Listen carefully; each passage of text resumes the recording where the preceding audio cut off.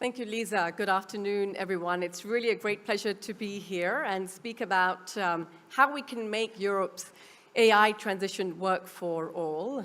I think this morning we heard a lot already about the scale of AI's transition and how it's going to be changing jobs and the skills that workers need. What I want to do in my presentation is to add another layer to this conversation, which is the fact that Europe is getting old and the workforce is shrinking rapidly in many European countries.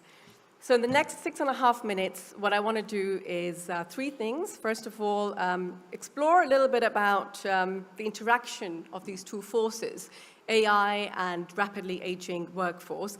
Secondly, who is really left behind and where do we need to make these investments? And third, how we can leverage technology, including AI, to make sure that workers can adapt to these changes.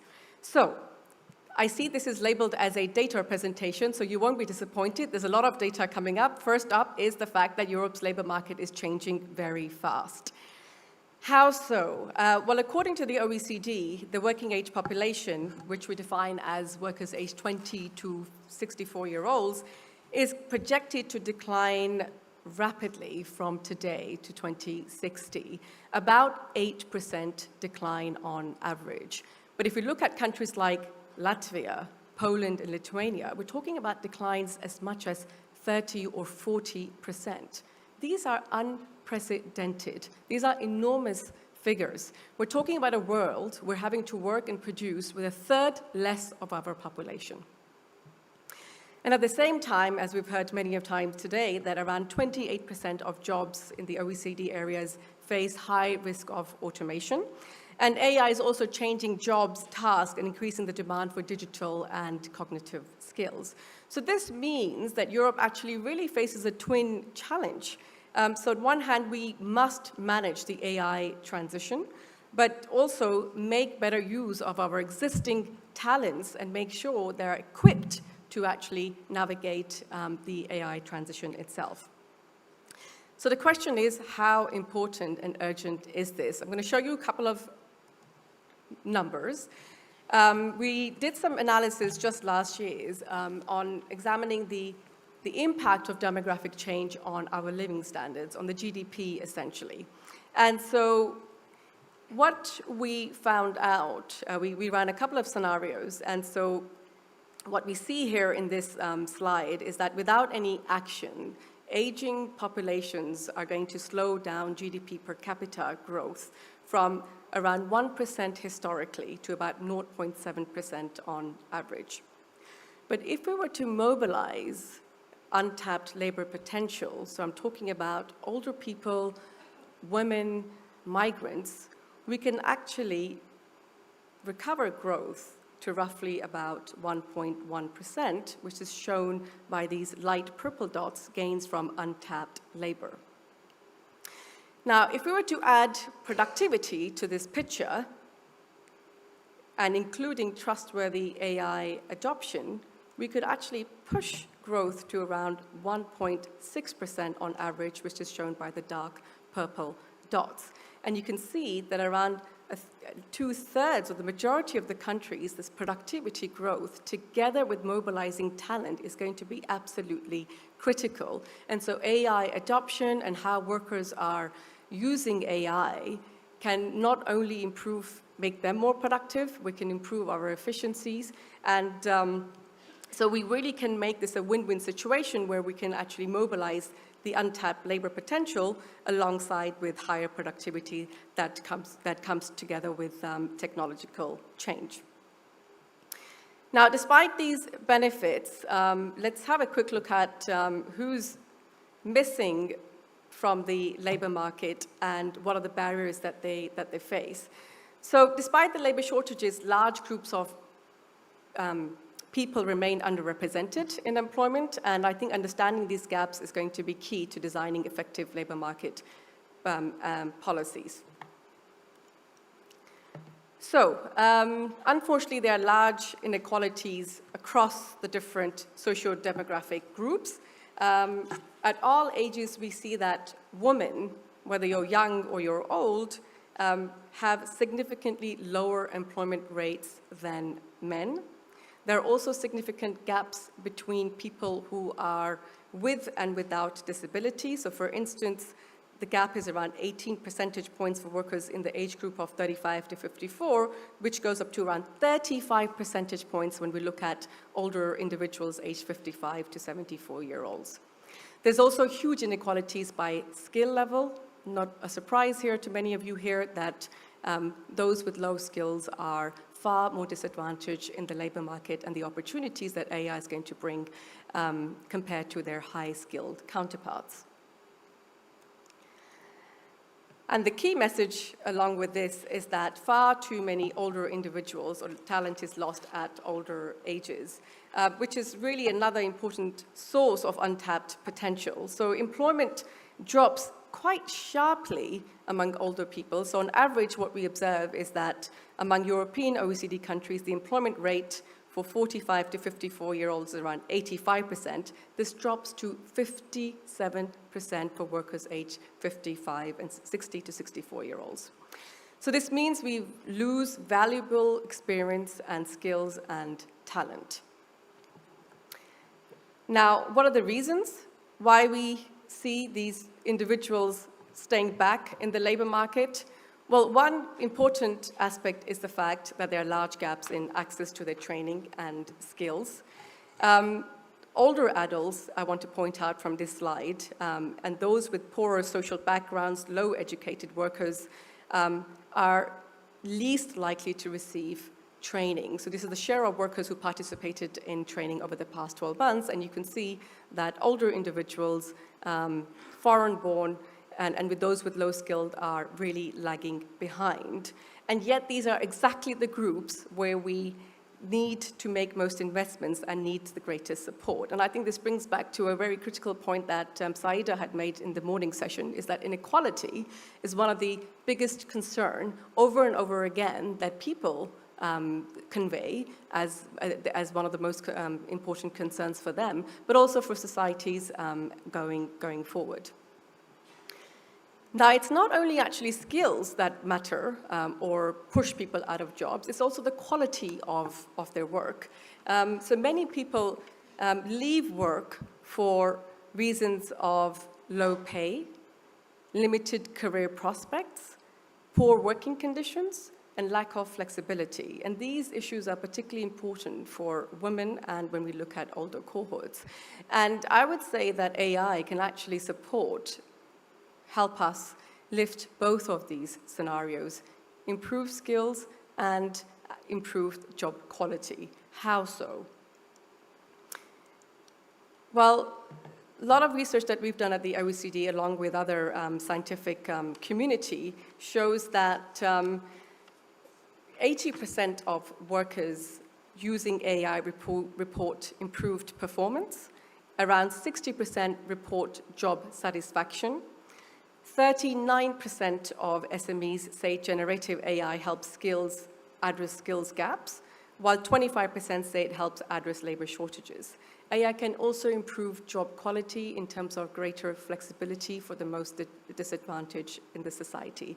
It can also help reduce bias in hiring, as we know, if designed responsibly.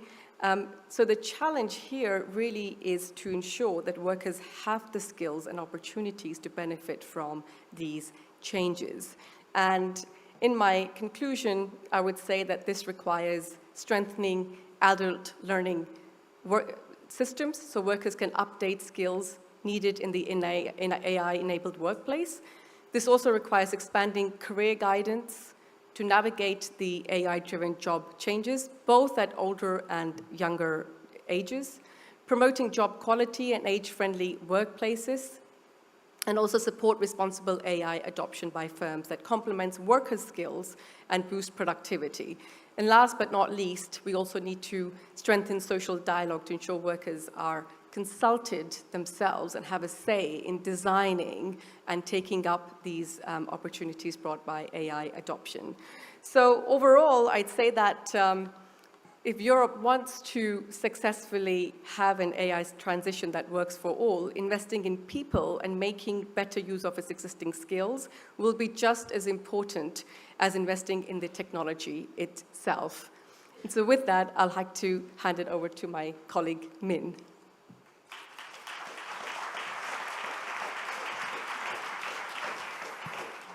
Good afternoon, and thanks for having me.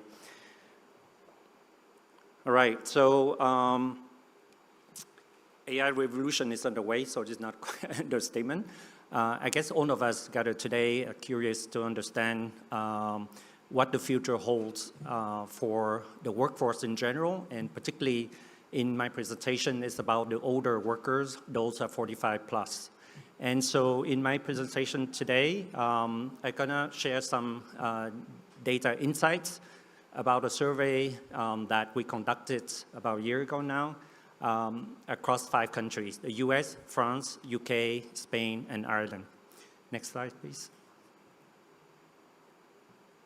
So the first insight I want to share is age discrimination remains pervasive among employers, particularly employers of older workers, unfortunately. So if I can go to the next slide. So here you get a bit more data, and particularly I focus on Europe. Unfortunately, European hiring managers prefer by far younger candidates, particularly for roles that require to use AI on the job. As you can see here, the data are very telling because employers believe that either the younger workers already have some AI knowledge or expertise when they come in, or that mostly that they can learn much quicker than older workers while on the job. So a form of discrimination is right there. Next, please. And then we kind of curious to, in the survey to understand, so we asked the older workers themselves in the jobs to what extent that they use AI on the job. Next slide, please. Unfortunately, the picture is quite gloomy. You see here across the 5 countries that we survey with a good data sample, the AI adoption by older workers are quite low, particularly at small, medium businesses, which we heard from the gentleman from Ipsos speaker this morning.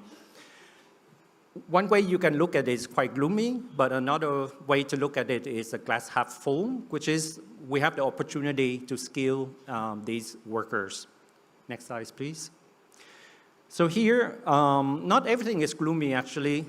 There's one bright spot that we found in the survey that we did. For the few older workers that use AI at work, they actually use it a lot. So 59% of them, they use it on the daily basis or several times a week. We call them power users within these companies. So in many ways, actually, if you could get them to use it, they use it a lot at equal measure as the younger workers. Next slide, please. So, and then we ask them for these older workers that use AI, to what extent AI is, they perceive it as beneficial or not. And you will see here some of the things.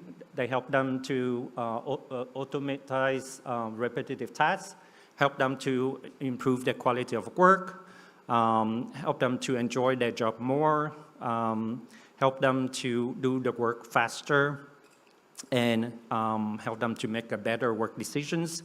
And finally, help them to do more higher quality kind of work once that AI help with doing away with repetitive tasks. So they actually enjoy it when they use them. Next slide, please. So when we look at the employers, back to the employers, and we find that many of them still exploring how to deploy AI in the workplace, as you saw again some of the presentation this morning. Next slide, please. So here, all of them are deploying AI in certain extent, or they plan to, less so in smaller, in SMEs, but they do plan to do so. So this is quite underway. So from these insights, go to the next slide, which is about 3 calls for action. So the first is, I think, something that Shruti referring to already, to ask employers to do much more than what they're doing now, to upskill, reskill, particularly the older workers. Europe is aging. We have shrinking workforce. So in many ways, it's in the best economic interest of these employers to keep their workforce and older workforce as productive and as long time as possible. So a call to action for them to do a bit more. And for the workers themselves, particularly older workers, to be more open-minded to learn AI and not to be afraid of it. Maybe they need to be incentivized, whether by government or by the employer themselves, to learn AI. And for them to be very careful and not to rely on experience alone to stay employable. In our survey, what we found that hiring employers and employers in general, once you hit the 10-year mark, 10 years of experience, they view those workers similarly to those who have 20 years of working experience. So they don't value the fact that you're older or you have more experience. Unfortunately, they don't value. They view you equally. So as such, if you want to stay employable, you need to reskill and skill. And finally, for workforce program providers such as Generation, it's very important that we embed AI skills in all of our programs. For example, Generation, we are training for employment organization. We work in 17 countries. We have over 50 programs. And out of 50 programs, 40% of them are tech programs. So naturally, we put AI in tech programs. But actually, we also put AI in the 60% of non-tech programs. For example, for our solar panel installer program in Spain, in Sevilla, and for our elderly care assistant program in Paris, or for the sales associate sales associate program in Rome, they all now have an AI fundamental module in their program. Because we believe that regardless of the role that you do, you have to understand the fundamental of AI and hopefully then to help our graduates when they go to interview, that they be competitive and hopefully convert those interviews into full-time jobs. So thank you very much.